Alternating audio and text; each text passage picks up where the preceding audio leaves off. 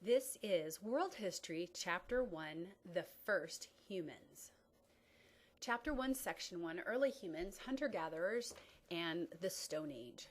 When no written records exist for humankind, we call it a period of prehistory, which is before writing was developed. Archaeologists, the study of past societies, and anthropologists, the study of human life and culture, have developed a scientific method to carry out their work by examining and analyzing the remains of artifacts such as pottery, tools, and weapons. And that's how they look at this form of history without having a written document to look at. So we're still in Section 1, and you guys can see the pictures of the individuals that we'll be discussing to the right. And here's a nice quote. Although modern science has given us more precise methods for examining prehistory of humankind, much of our understanding of early humans still depends on guesswork. I want you to make sure you understand that because many people are still very much guessing at what we think happened. You can see Australopithecus right there. It is a southern apes, the first hominids, anything that walks upright, and you can see the picture to the right. Then we have Homo erectus, second stage of human development, then Homo sapien, third stage of human development. Finally, we have Neanderthals, found near the Neander Valley in Germany, a subspecies of Homo sapiens, and then Homo sapien sapien replaced Neanderthals and spread and eventually populated the world.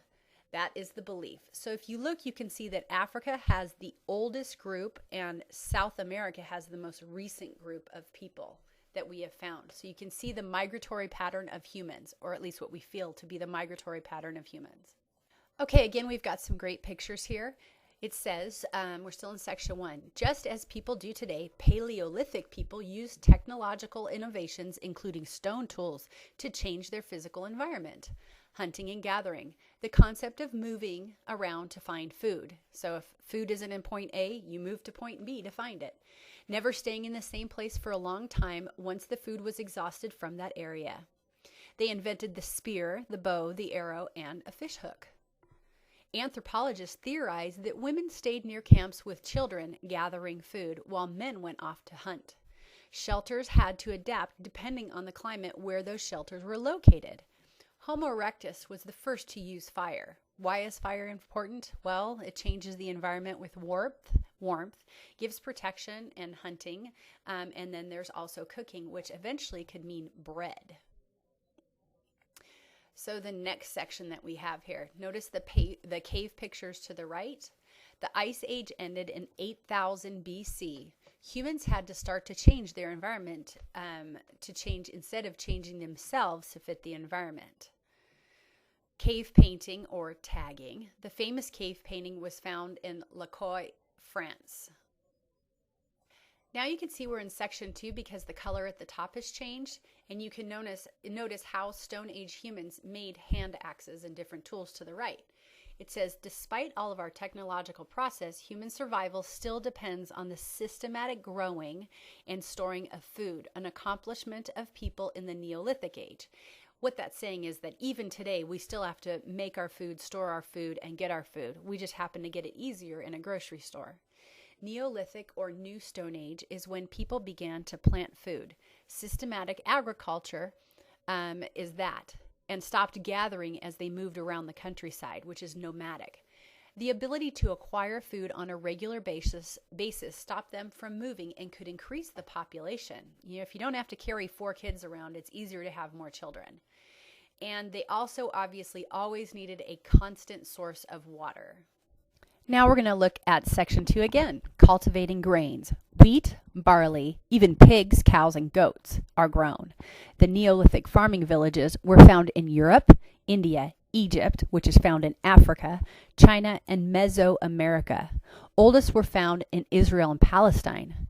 Farming and move available food led to civilization breaking into skilled workers or artisan. Our society does this. We have teachers, artists, welders, and so that's what happened back then. Notice you can see the spread of farming in the map located below.